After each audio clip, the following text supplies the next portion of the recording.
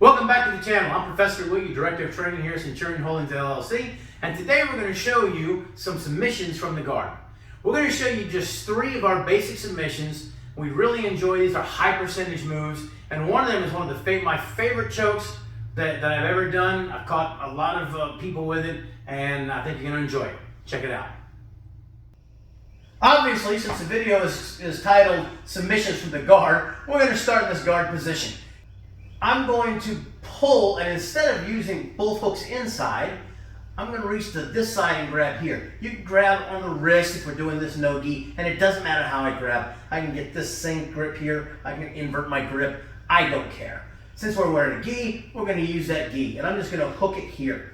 I'm not a fan of that pistol grip that a lot of people use, simply because my hands may be wide, I've got short fingers, and I can never get a good grip here. I always end up blowing my grip out that way. A lot of people use this very effectively. If you can use that effectively, more power to you. I just prefer to hook on the inside, and I'm going to grab right up here around his tricep. And when I grab this, he knows what's coming, right? So the first thing that I do instead of pulling in is I drive my hips away. Because that made this, my hips are off the ground right here. Number one, that lets me move my hips. And number two, now I've actually made a flatter plane here, or sorry, an angled plane here, that when I pull this, as I pull him in, it allows me to move that, slide that hand right up my own body. And you notice that I pull this to the side. Now I've got it across my body. I'm going to break my guard, and everybody has the conversation. Do I put my foot in this hip? Do I put my foot on the floor? Do I put it far out here? And the answer is, as always, yes. You can put it in the hip. I can put it on the floor. I can put it out here. I don't care. All 3 of them work in the right situations. Use one of them. For this purpose, I'm just going to put it in this hip. This allows me to keep my knee close to him, and I'm actually almost dragging him over a little bit. I want my legs straight up and down. I don't want it pointing outside. And now I'm going to do one of those 3 basic moves that we have a video on. You can look back on the channel and find it. It's actually titled 3 Basic Moves. I'm going to clock turn. So my head right now is at 12. I'm going to move it over here to this 9 o'clock position. And my leg is coming up his back, and I'm going to hack him down across his shoulders. He's actually trapped in a good position right here, and look, my hands are still free if I need them to be. So I got to grab on the inside hand. That hand is here in case he tries to sit back into me, because that's his defense, is to try to line himself back up. So this hand stiff arms in case he does that. His arms are long enough, he would probably be pushing against my head. Great, that's better for him. My arms aren't long enough for that, and if I start reaching for him, I break my own posture. So I just keep that stiff arm, so if he does come back in somehow, he's already hitting it. Now we've got him clamped here, and this leg is just going to rotate right around the head, and I'm going to hook. If you pay attention here, I'm not butt on the floor. The moment I'm butt on the floor, I've limited my hip mobility. I've still got my hips. I'm pulling against his body, and I've got my hips off the ground just slightly. And now it's a simple matter of pulling down on his arm as I squeeze my knees together. Okay, so I'm going to grip here. And I'm going to extend myself first so that I make this plane. And now as I pull that, I keep him in. I get my grip, my clock turn comes in, comes right over the head, and I'm going to pull this across my thigh on this far side, not straight down. Guys, do it once, you'll figure out why.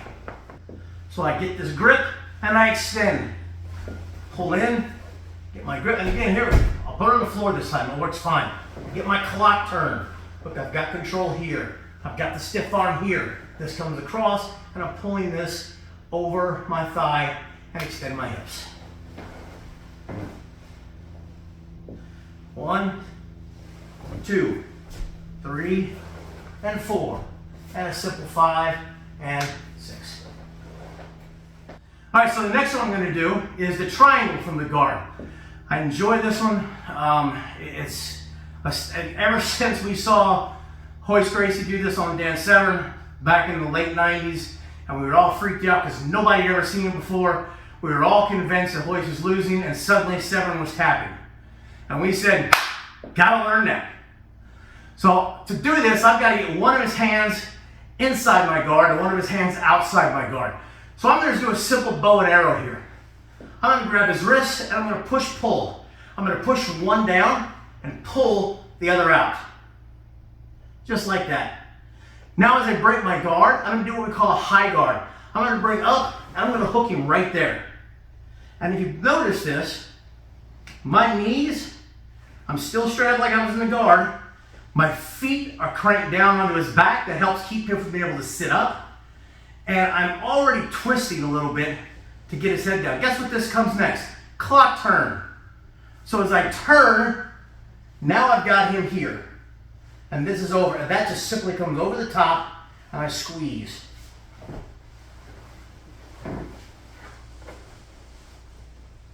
So I get the grips, I push pull.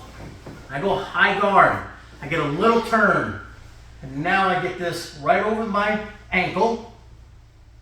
I want his shoulder out of this equation. If his shoulder is in this equation, it's a lot more work, and with my shorter legs, it makes it harder to actually do this. So I chop this over the top of his shoulder, and if I need to, I grab the back of his head and squeeze down as I squeeze my legs. And as I'm squeezing this triangle here, I'm doing this. And I'm eliminating the space he has with which to breathe. All right, this last one we're going to do is my favorite choke from the guard. It's called what I call a loop choke. I'm going to take and I'm going to grab his collar on one side. I'm going to run this opposite hand right up here. I'm not going all the way to the back with this one, like we would normally do with a collar choke. I'm taking my fingers here and getting just over the back of his traps. What I'm trying to do is create space right here between my hand and his ear, because that's where that thumb's going to go.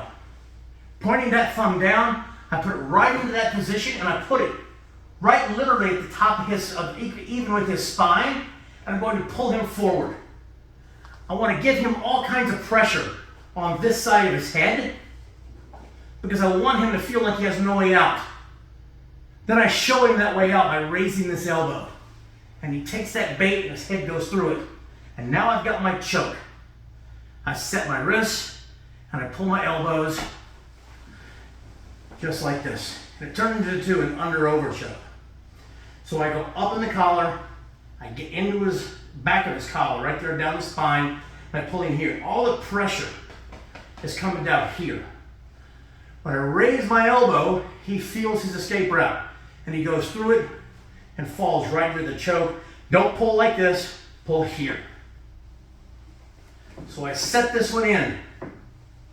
I grab this one here. I want to pull him forward with my legs. Again, I'm putting all my pressure right here on the side of his head. And I let him feel where that empty spot is at. And as he goes through, I let him have his escape. And now he's falling right into the choke. I set the wrist and I pull. All right, so I know the title of this video is Submission from the Guard, but I'm going to show you that last choke kind of from the knees because it might be easier for you to see it without all the stuff in the way. So I set this first one in, and again, the back of my hand just to his traps. And this one comes here. And when I pull him forward, I'm putting all the pressure there. I let him feel that out. And that elbow is just going to drive down, and now I've got my grip. I set my wrist, and I pull the elbows in. Again, not here, I pull here.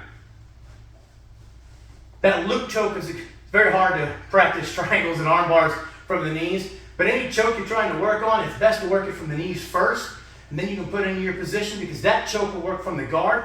I have done it from mount, I have done it from side control as well. It's a fantastic choke, check it out. Just a quick video today on 3 submissions from the guard, just your basic arm bar, your basic triangle, and then that loop choke. Check them out, train them, hope you have a good time with them. As always, you can find us on CenturionHoldingsLLC.net. You can contact us at CenturionHoldingsLLC@gmail.com. Find us on all your social media platforms. Don't forget to like, subscribe, all that junk you're supposed to do on this stuff. Check the QR code right there. We'll see you next time.